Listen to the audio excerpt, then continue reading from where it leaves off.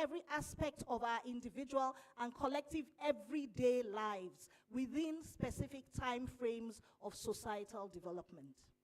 For example, I come back to the airport scene again. On my journey here, I watched with keen interest at the airport as some of our differently abled were given preferential boarding. Good, box ticked. I noted 1 or 2 ramps. Good, another quantitative box ticked.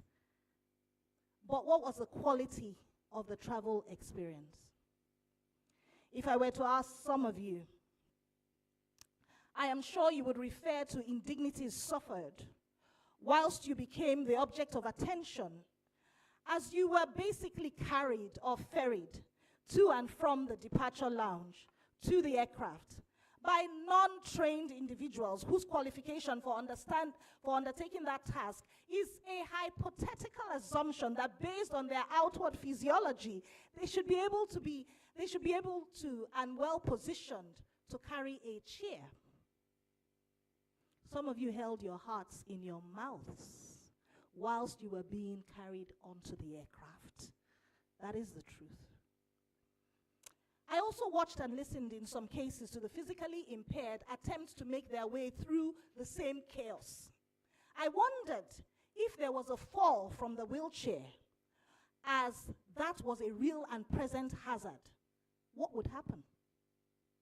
How could or would a visually challenged person find their way to and from the airport without assistance if he couldn't afford it? Is this assistance provided, and by whom? What if that person did not have the personal or financial means? Or what would you say? Or would you say that implementation of the law had taken place simply because a ramp without handles, which is a hazard in itself, had been provided?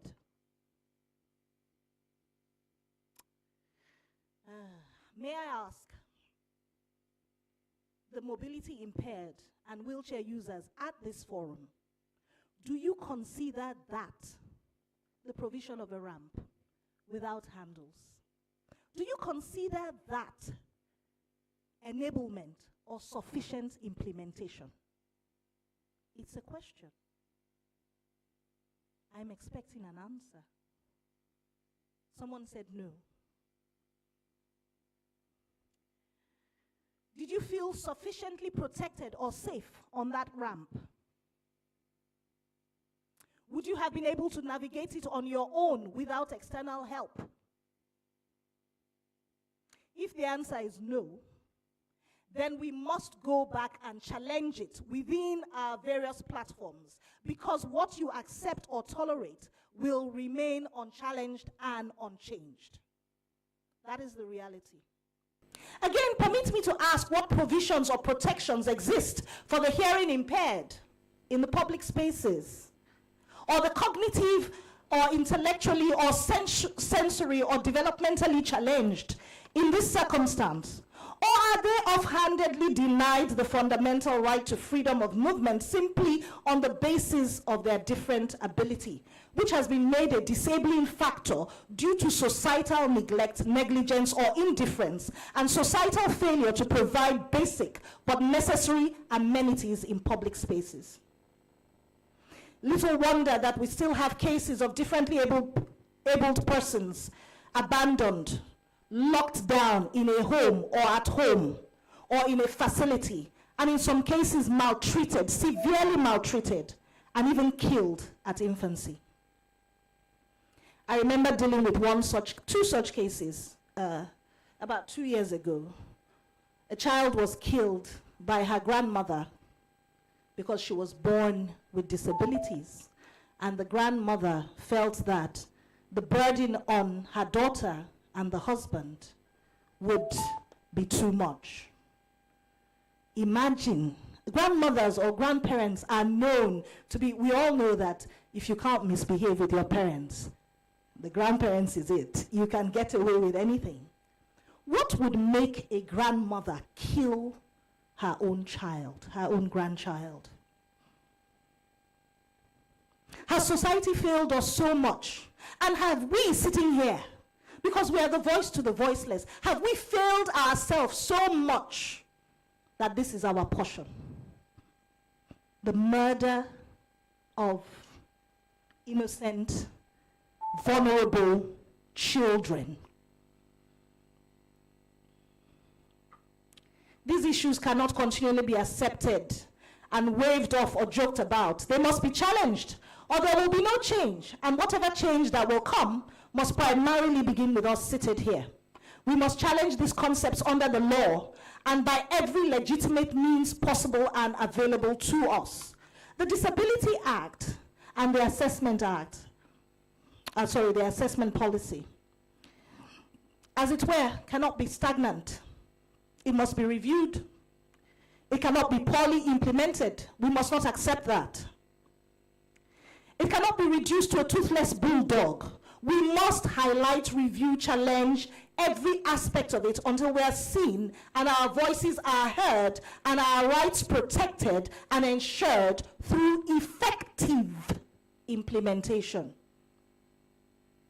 We must understand that there is an urgent and pertinent need to acquaint ourselves with, document, and disseminate through the right channels the statistics, circumstances, the current state of affairs of the differently abled population in order to educate and re-educate the society till it is ingrained that differently abled persons are an intrinsic and significant part of the society who are willing, able, and capable of contributing their quota to a positive development and well-being of the society. I thought at this point some of you would clap, because it is you I'm talking about.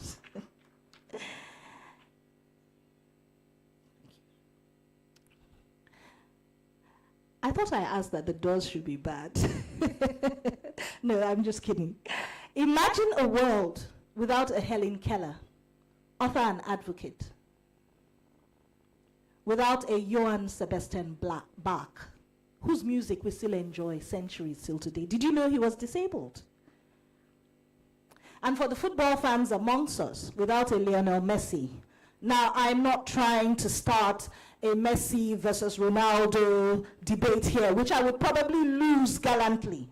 But to bring home the point that we all have something to offer in every facet of life with the right enablement in place. We need a clear and distinctive, well-documented roadmap of the near future, of near and future aspirations as a body, as well as a thoroughly thought out step-by-step framework on implementation, growth, and development, which ensures awareness, enlightenment, provision, preservation, and implementation of well-structured rights that guarantee necessary protections and privileges, whilst paving way for intrinsic, in-depth, and robust participations of differently abled peoples at all levels and facets of society. Having said all of this, I've been given 7 minutes more. Having said all of this, 30 minutes of one day at one forum is far from adequate to drill down into this topic and treat it with the robustness it deserves. But I will do my best. And if one is able to at least arouse your interest and engage your intellect to the point where questions are being asked, concepts are being probed, and impressions are being formed, I would consider my job here done. Today's topic requires deep introspect, but I will scratch the surface and summarize briefly as time permits, point by point, what we need to advance from policy to practice in order to drive sustainable inclusions for persons with disability in law and leadership. Nigeria has made commitments to disability inclusion. The Discrimination Against Persons with Disabilities Prohibition Act is a milestone, but as we know, laws remain words on paper until they are actioned. And laws do not implement themselves. Policies do not translate to change without deliberate action. And permit me to recoin a well-known statement for our purposes today. Implementation will always have the best laid out plans for breakfast. In order to move from policy to practical reality, we must not shy away from certain realities, such as the need for accessible and effective infrastructure. Everyone here has spoken about our courtrooms. We need our law offices, police stations, correctional facilities, legal educational institutions to be accessible, not just to the physically disabled, but to the intellectually, cognitively, sensorily disabled. Not just in theory, but practically and urgently. We need accessible information. I talked about our history. Who's capturing our history? The history is not even captured. Talk less of captured in accessible format. Judgments, legislations, bar exams, legal texts, continuing legal education must be provided for in a format that is accessible to all. Braille, audio, large print, sign language, etc. We need attitudinal change. Access is not only physical or technological, and thank God for technology. It is cultural.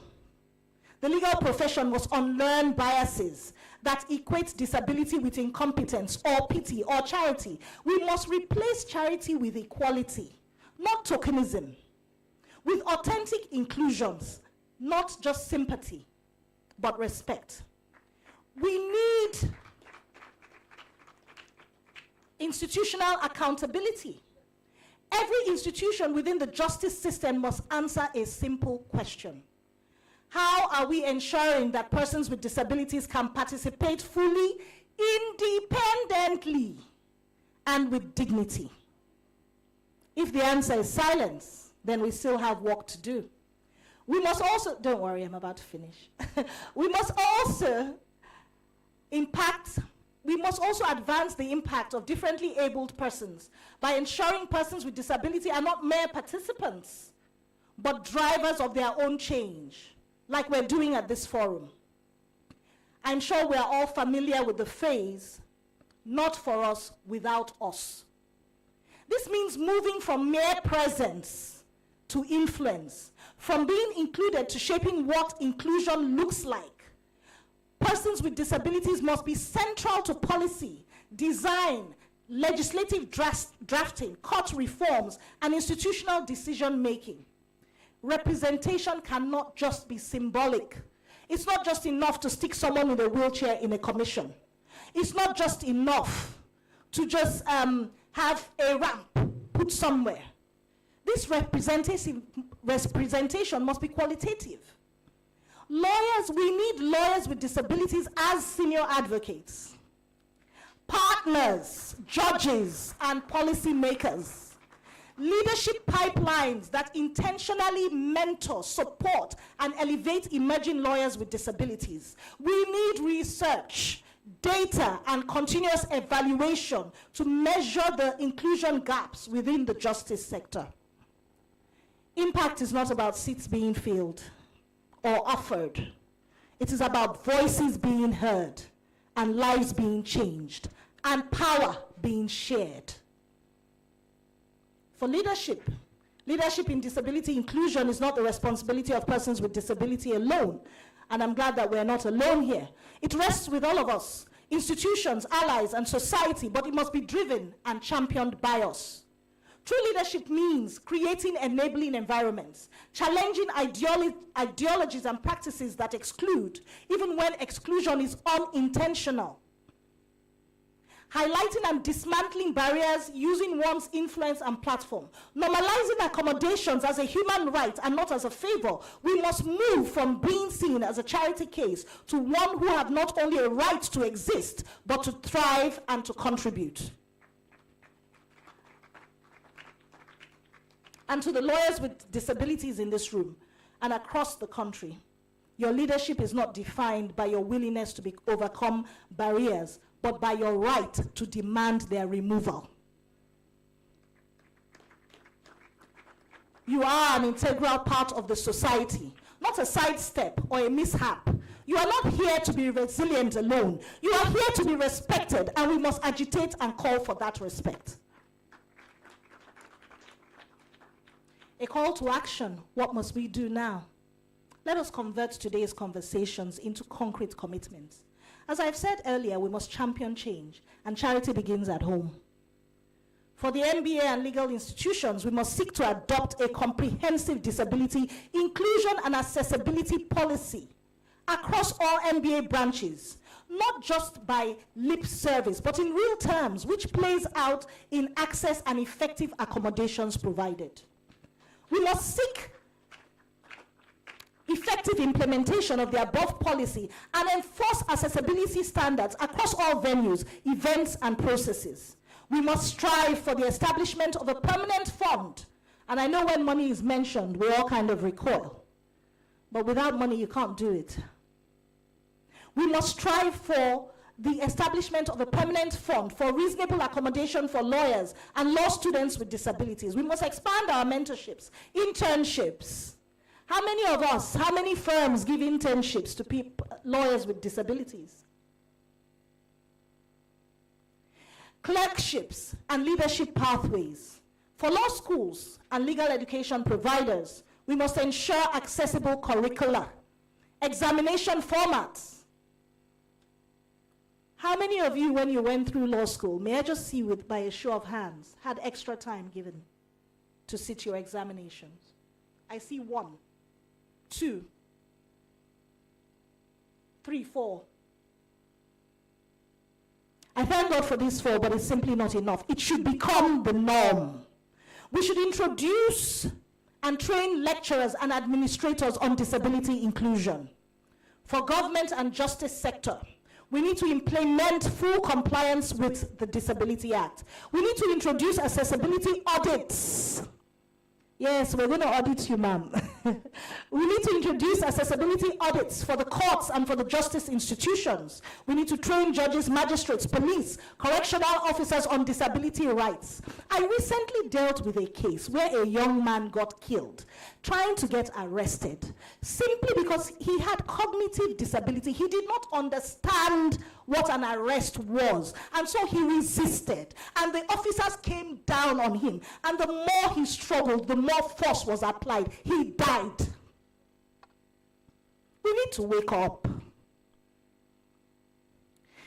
To every listener here, ask yourself, please, what can I change? Starting now, where I have influence. Change begins with choice and then a commitment. In conclusion, and I'm sure that's music to your ears, let's work towards a future where inclusion is not exceptional but expected.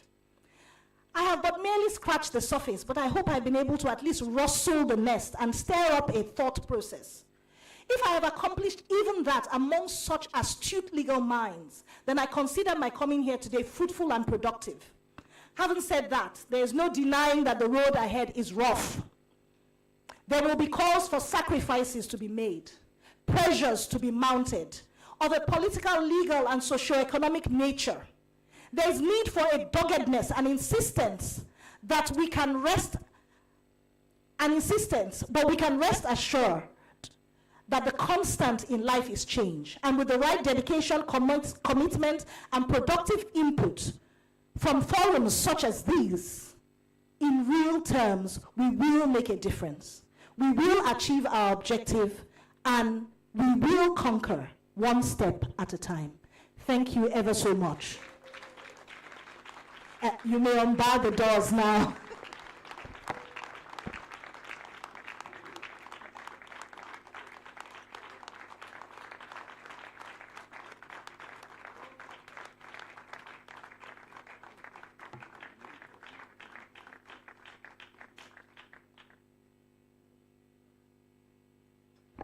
This is a resounding for that keynote. I don't know what to call it. I think it's a call to arms, because there's no other way to describe it. It was a call to arms.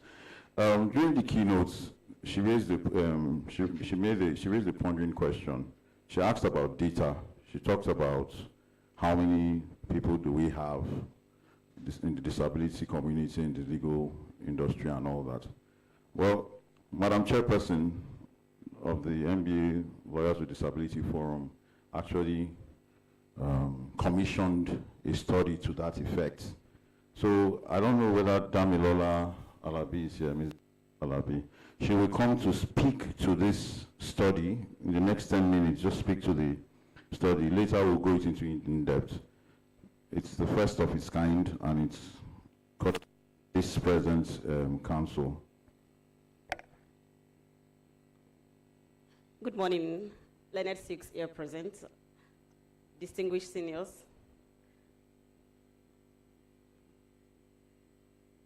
Oh, my lord, Leonard Six here present, distinguished seniors, Leonard colleagues, esteemed participants, thank you for joining us on this auspicious occasion.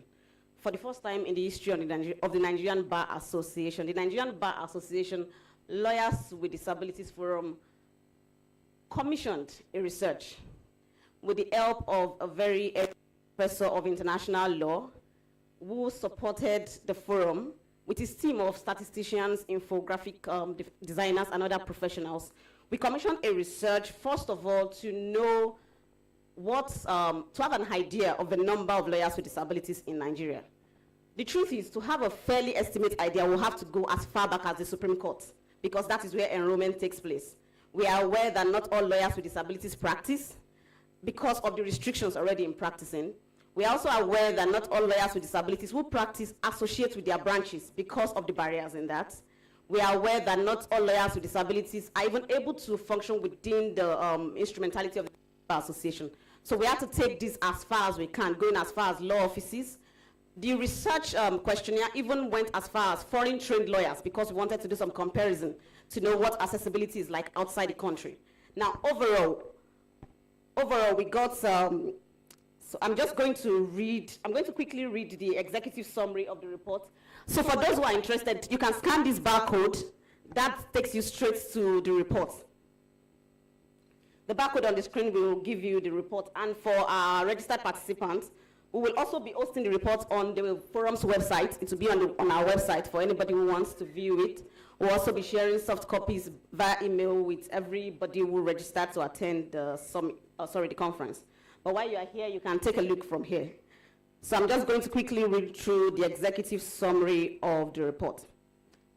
This report examines the experiences of lawyers with disabilities in Nigeria, focusing on access to legal education, participation in the profession, inclusion within the Nigerian Bar Association, and the broader justice system. Despite Nigeria's ratification of the United Nations Convention on the Rights of Persons with Disabilities and the enactment of the Discrimination Against Persons with Disabilities Prohibition Act 2018, the legal profession continues to present significant barriers for lawyers with disabilities. Findings indicate that accessibility remains a core challenge. From legal education to professional practice, lawyers with disabilities encounter systemic obstacles. While some universities and the Nigerian Law School have taken steps to improve accessibility, physical infrastructure, teaching methods, and examination processes often fail to meet inclusive standards. Entry into the profession is thus more challenging compared to peers without disabilities. In practice, court buildings across the country are largely inaccessible, with inadequate ramps, signage, and assistive facilities. This restricts the ability of lawyers with mobility, hearing impairment, or visual impairments to participate fully in court proceedings. Professional events, including MBA conferences and training courses, also remain largely exclusionary, limiting networking and knowledge sharing opportunities. Representation within the Nigerian Bar Association governance structure is limited. As it stands, we have never had a person with disability ascend to leadership role within the MBA, at least at the national level. We are hoping that that becomes broken soon. While lawyers with disabilities are members of the association, they are seldom given leadership positions, and no offices are currently reserved to ensure disability representation. Social perceptions also present challenges. Some clients express discomfort or doubt about engaging lawyers with disabilities, which negatively affects their professional opportunities. Nevertheless, there are positive developments. The disability rights movement in Nigeria is gaining momentum, with advocacy groups pushing for reforms. International best practices demonstrate that inclusive policies, reserved leadership positions, and accessible professional events can significantly improve participation. The report recommends that the MBA adopts deliberate and strategic policies to promote inclusion within the legal profession. This would include reserving leadership roles for lawyers with disability, ensuring accessibility in professional events, collaborating with government agencies to make court infrastructure compliant with disability standards, and initiating structured membership programs for lawyers with disabilities. Law faculties and the Nigerian Law School should integrate assistive technologies and inclusive teaching methods and established comprehensive disability support system to foster equitable learning environment. Finally, the report calls for a broader cultural shift within the legal profession, one that challenges stigma, promotes awareness, and recognizes lawyers with disabilities as equal and valuable contributors to the administration of justice in Nigeria. Thank you very much. That was the executive summary of the reports. Now, very briefly, I am just going to take like the sample size that was used to arrive at these conclusions we made. So we sent out questionnaires and we got 183 respondents. Of these, 56.3% were female, 43.7% were male. The age profile shows a predominantly mid to late career sample with 78% aged 40 years and above. The year of call spans from 1981 to 2025 with a concentration among mid-career years, that's notably 2015. We noticed that the bulk of the respondents were into litigation practice. That's 50.8% of the respondents were in litigation. 34.4% were corporate commercial lawyers. Approximately 1/4 of our respondents engaged in academia. That's 24.6%. And public sector took 24.6%. These distributions indicate the percent. So we have a graph showing that if you check the report. Now, for our report, because the questionnaire was not limited to lawyers with disabilities, they wanted to get the perspective of lawyers without disabilities. We want to know how much you understand about the concept of disability itself. So we had 58.3% of our respondents were lawyers with disabilities, and 47.2% were persons with mobility and physical disability, 32.1% were persons with visual impairment, hearing impairment at 9.4%, while other categories like neurodivergent, psychosocial, and speech had lower frequencies. At the end of the day, without taking much of our time, what we came to realize is that Nigeria is party to at least 2 international conventions, 2 international instruments that shows that the African Protocol and the United Nations Convention, that shows that disability inclusion should be taken further than what it is right now in Nigeria. We are not losing hope. We are starting on a very good foot. This report is going to become an advocacy instrument for the forum. Because over time, it has been the question of, so how many people do you have? What's the number? We don't have an accurate number, but we have a strong enough number to advocate with. And with this, we are hoping that when we come to parastatals, when you reach out to law firms, even to the Nigerian Bar Association in its event planning process, the issues of frontlining persons with disabilities, lawyers with disabilities is given premium. Hosting persons with disabilities at events is not an afterthought. You can't make second guest plans for them. It has to be made in the planning process. And like the keynote speaker said, I'm going to conclude by saying, at all times, let's retain a consciousness of disability inclusion in our mind. When you're planning an event, think of what happens if somebody who can't see, who can walk with both legs up the stairs, who can't interact with the world as I do, is going to come here. How would they be able to do that? And lastly, in all your planning, please remember to involve persons with disabilities, not you planning without them. Like it's said in the disability community, nothing for us without us. Thank you.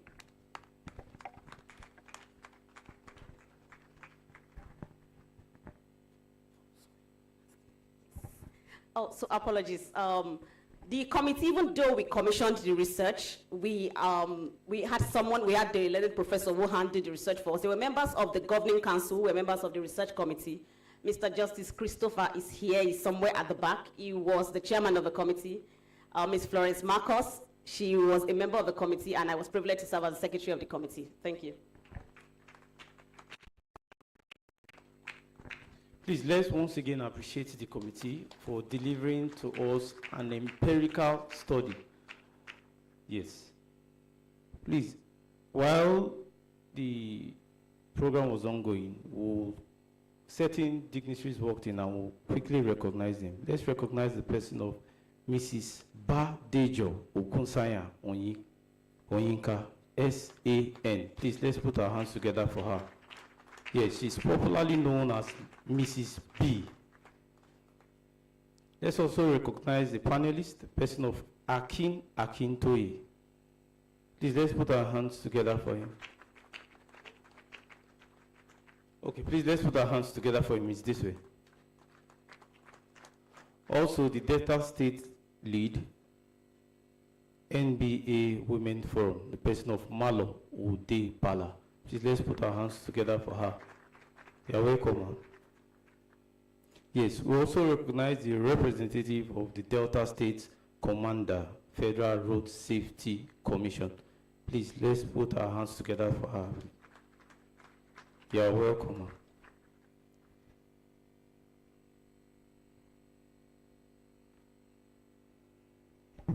Thank you very much. We will immediately move into the first plenary session, and I would like to introduce the panelists. To moderate that session is the Leonard Silk A.O. Odom, Senior Advocate of Nigeria. Please, a round of applause. My co-coordinator, please come forward, Florence Marcos.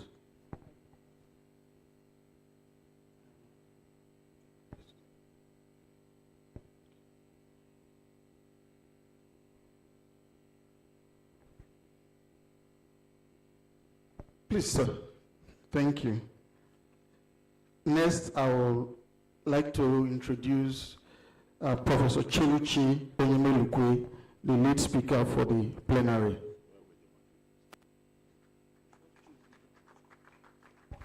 Professor Cheluchi Onyemelukwe, please come to.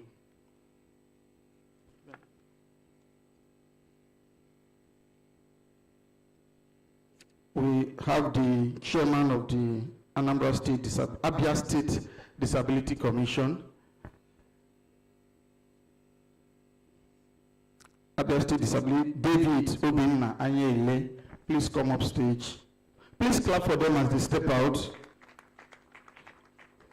We also have Ambassador Obaka Bertram, Emeka Bertram, please come up stage. And finally, Ufedu Tom Yakubu, please come up stage. Professor Cheluchi Onyemelukwe is a leading health law expert, managing partner at Health Ethics and Law Consulting, where she advises government regulators and private entities across Africa. A professor of law at Babcock University, she has played major roles in shaping Nigeria's health policies, most notably leading the development of National Mental Health Act. She currently chairs Nigeria's National Task Force on the decriminalization of attempted suicide and serves on the National Technical Working Group on Mental Health. She's also the founder of the Center for Health Ethics and Development, one of Nigeria's 2 members of the WHO Disability Health Equity Network, a recipient of numerous honors, including the Power of 100 Africa Award and the 2021 NLNG Nigerian Prize for Literature. Professor Cheluchi holds a first-class law degree from the University of Nigeria and a PhD from Dalhousie University, Canada. Please, a round of applause for our erudite professor. David Anyele is the special advisor to the Abia State Governor on persons with disabilities and chairman of the Abia State Disability Commission, a seasoned disability rights advocate with over 2 decades of experience. His activism is rooted in personal tragedy, having survived a brutal attack by rebels in Sierra Leone in 1999. He is the founder of the Center for Citizens with Disabilities, CDD, a leading organization that championed the passage of major disability rights laws in Nigeria, including the 2018 Discrimination Against Persons with Disabilities Act. David has worked extensively with international partners such as the British Council, Ford Foundation, OSIWA, and the US Consulate on Inclusion and Governance, an IVLP Gold Star alumnus and recipient of multiple national awards. He holds qualifications in public relations, management science, and international law and diplomacy. Thank you. Okay, yeah. Thank you very much. I am supposed to read the profile of the two panelists. But before then, I think we've been too serious in the room, as we always do as lawyers. So let me just take 1 minute. First of all, to appreciate those who have been assisting us. I know that some of us are doing it for the first time. We really appreciate you, and we don't take that for granted. And can you clap for them? We have people who are assisting those who are blind, assisting push the wheelchairs and all of that. We appreciate you.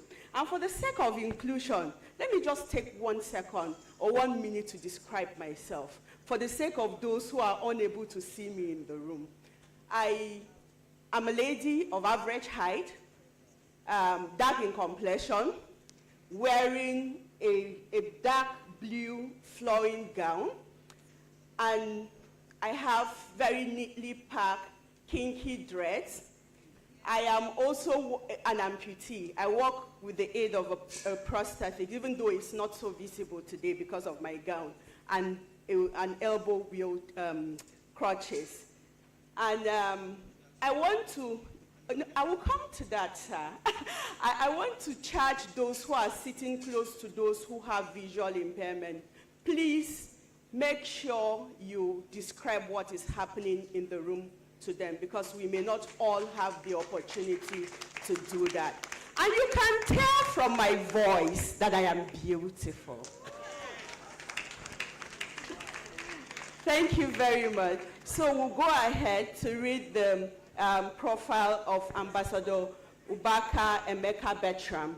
Ambassador Ubaka Emeka Bertram is a disability rights advocate whose work strengthens inclusive governance and democratic accountability in Nigeria. He is the founder and executive director of Persons with Disabilities Action Network, a human rights ambassador with the National Human Rights Commission, and a he-for-she ambassador for Nigerian Young Women Political Forum.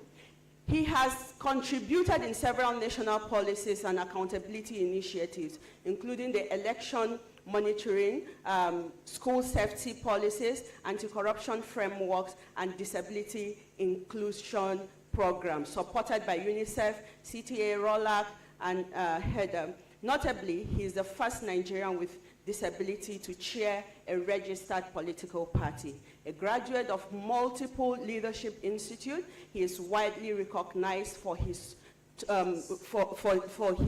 thought leadership and has earned prestigious awards, including the LOSA Golden Award. Can we put our hands together for Ambassador Bertram? The next panelist we have is Ufedo Tom Yakubu. She's a legal practitioner and researcher committed to strengthen access to justice for vulnerable groups, especially children and persons with disabilities. Called to the Nigerian Bar in 2014, she gained early experience in litigation and legal research before joining the National Judicial Institute, where she supports continuing judicial education and work on programs that promote fairness, inclusivity in the justice system. She holds a master's degree in international humanitarian law with research focused on children affected by Boko Haram conflict, and is currently pursuing a PhD on access to justice for persons with disabilities, particularly the healthcare challenges faced by women with disabilities. Ufedo is recognized for her integrity, empathy, and dedication to legal reform, and continues to contribute to research and capacity building initiatives that strengthens the Nigerian justice landscape. Put your hands together for Ufedo. I know that we're expecting the panel section to kick off immediately, but you know we have an agenda which we are following. And there is one very important thing that we have not done in the agenda. Yes. There is one very important thing that we have omitted in the agenda, so please pardon us for that. So on this note, I would like to invite the representative of His Excellency, the Governor of Delta State, in the person of the Permanent Secretary, to come forward and declare this event open. Thank you, Lynette. We are sorry, we apologize. Filing an objection immediately, because I was telling Pressure, I said, they are starting discussing. The governor has not declared the session open. There's a dimming order. Okay, thank you. First, I'm going to be very fast. The speech is just barely 2 pages, not up to 2 pages, so that we can go into the session. But I would be remiss not to say anything about what Doctor delivered today. Please, ma'am, I will plead with you to make that speech available widely, not only on your forum, so we can all have a copy of that speech. It's more than a call to arms. It's actually a call to what we all should be doing. And I say it from personal experience. Less than a year ago, I was somebody with, you described it as somebody with other abilities, as it were. I didn't have these mobility issues about a year ago, but I had surgery and I'm recovering. And so when you tell me to go to an occasion and you put a podium and you want me to speak, I immediately start having heart palpitations, because I'm wondering how I'm going to climb on that podium and make a speech. So, and I imagine myself having to live like that for the entire life. This is just like temporary, but I'm always feeling scared. Mrs. Badejo is here. We all sworn in together as senior advocates. And when we go to the Supreme Court, the activities involved you climbing staircase up to about 2. It was, so many others didn't feel as if it was anything, but I felt challenged. And nobody took any, it was just like a normal thing. Everybody just find your way there. And I know that one of our colleagues, Mr. Lawal Good, he had to be physically carried. Because to walk through the staircase up is a challenge. So, ma'am, that's your speech. We all need it. So we can begin to, it's not a charity case, like she said. It's not a charity case. It's what we should now start demanding for ourselves. Let it be as a matter of right. So I've made my own advocacy. Can I make the speech now? We have a judge in our midst, and it's only right that we acknowledge the presence of the judge, the president of the Customary Court of Appeal, represented here by Honorable Justice Tracy Urai, so that when you get back home, my Lord will not say we do not recognize you. And of course, we all come from an association, and we have a president. That president is Mazi Afam Osigwe, Senior Advocate of Nigeria, and he's represented here. So let's acknowledge the president of our association, Mr. Alta is here. Of course, I may be fined if I forget the senior advocates who are here. So in no order of seniority, because there's also seniority at the inner bow. You've not heard of that, there is, but I'm just calling it in order the way we are seated. My colleague, Mrs. B, Mrs. Badejo, my Oga, yes, next to him is Oga Sheni Adio, whom I met this morning and who has been coming to Asaba, but he's coming here again today, and today we will spoil you with banga soup. And so he's here, so we are welcome, sir. Of course, we all know Mr. Odum, Senior Advocate of Nigeria. Yes, you're welcome, sir. And our Oga seated there, Mr. Akintoye, please, you're all welcome to Asaba. And of course, the keynote speaker, I've recognized you, and I've recognized the chairman of the forum, whom we heard yesterday we now call her a different name, Madam Pat, you are welcome, distinguished delegates. So let me read the speech of the governor, which is very short as well. Distinguished ladies and gentlemen, it's my pleasure to welcome you all to Delta State, the big heart of the nation, and the home of the MORE agenda, which stands for meaningful development, opportunities for all, realistic reforms, and enhanced peace and security. Today's gathering reflects the very essence of our vision, a Delta State where everyone, regardless of ability, has a rightful place, an equal voice, and unhindered access to opportunities that allow them to thrive. This conference, themed Beyond Triumphs, Advancing Inclusion, Impact and Leadership for Persons with Disabilities, aligns perfectly with our own administration's commitment to building an inclusive, accessible, and sustainable state. In December 2024, I had the privilege of signing into law the Delta State Protection of Persons with Disabilities Law 2024, a historic and necessary step towards strengthening inclusion across all sectors of governance.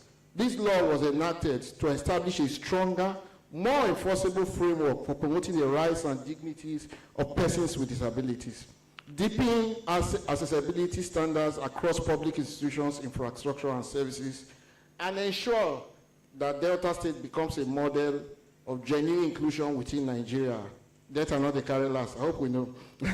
This administration is deliberate about ensuring that our policies, our programs, and our development plans reflect fairness, representation, and equal opportunity. The more agenda at its core is a people-centered blueprint, and these people include all Deltans without exceptions, all Deltans without exception. I must commend the Nigeria Bar Association Lawyers with Disabilities Forum for its unwavering commitment to advocacy, legal reforms, and capacity building. Your work continues to spark conversations that lead to real policy action, including laws, such as the one we proudly enacted last year.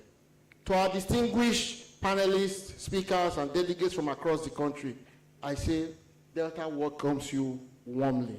Over the next 2 days, I encourage you not only to learn and exchange ideas, but also enjoy the hospitality, our culture, our serenity that Asaba has to offer. As you deliberate on our frameworks, rights, leadership, access to justice, and the advancement of disability inclusion, I assure you that this government remains a willing partner. We will continue to collaborate with stakeholders to transform commitments into tangible development outcomes.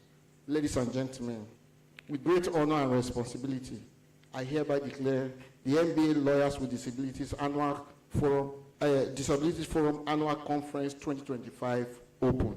Thank you, and God bless you all. God bless Delta State, and God bless the Federal Republic of Nigeria.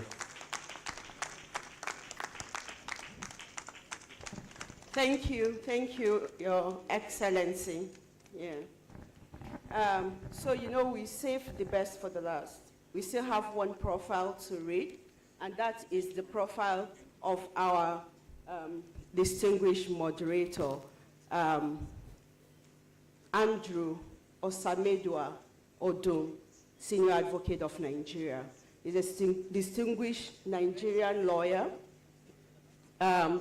with 2 decades of service to justice, governance, and community development.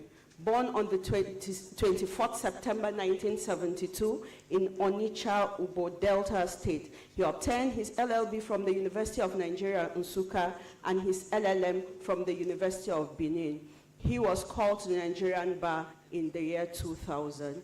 Mr. Odum began his legal career at the Delta State Ministry of Delta State Ministry of Women Affairs during his National Youth Service, and later joined E.E. Okonkwo & Co., where he rose to become head of chambers in 2006.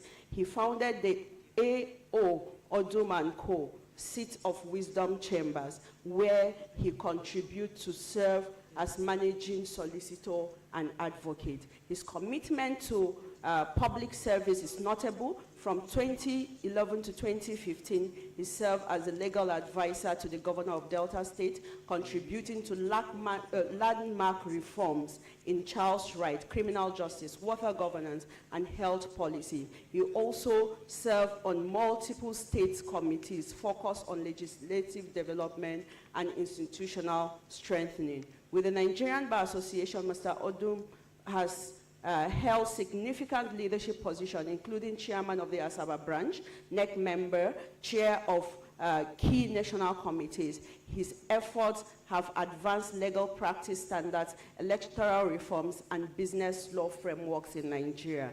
Internationally, he is a regular delegate at the International Bar Association and Commonwealth Lawyers Association conferences, engaging in legal leadership worldwide in cities as Dublin, Boston, Tokyo, and Cape Town. Mr. Odum's work has earned him numerous awards, including the Delta State Barman Award, recognition from Catholic institutions, and designation as a reform champion in Delta State.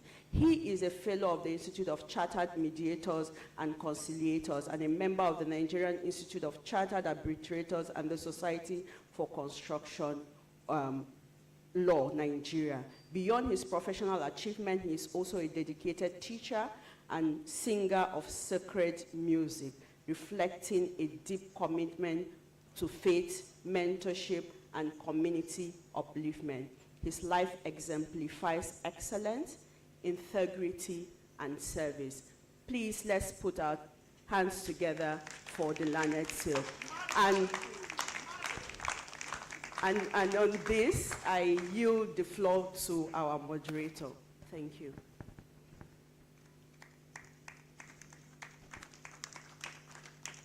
Thank you so much. Thank you, Excellency, my Lord. Thank you, elite keynote speaker. I welcome all of you, all our delegates, to this session. You will enjoy this session. The topic of this plenary session is breaking barriers, legal frameworks, accessibility, and inclusion for persons with disabilities. Just by way of opening, I also reflected, and I'm still reflecting deeply on the keynote, and particularly what the Rep of His Excellency said, the senior advocate, to state that if you think now that you are not a person with disability, just know that sooner or later you will become one. It's not a cause. You know, in Nigeria, we say it's not my portion.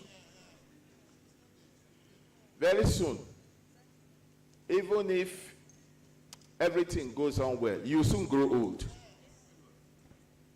Like my father did.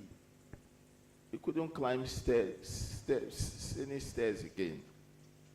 You will soon get pregnant. You used to be able to climb up and down.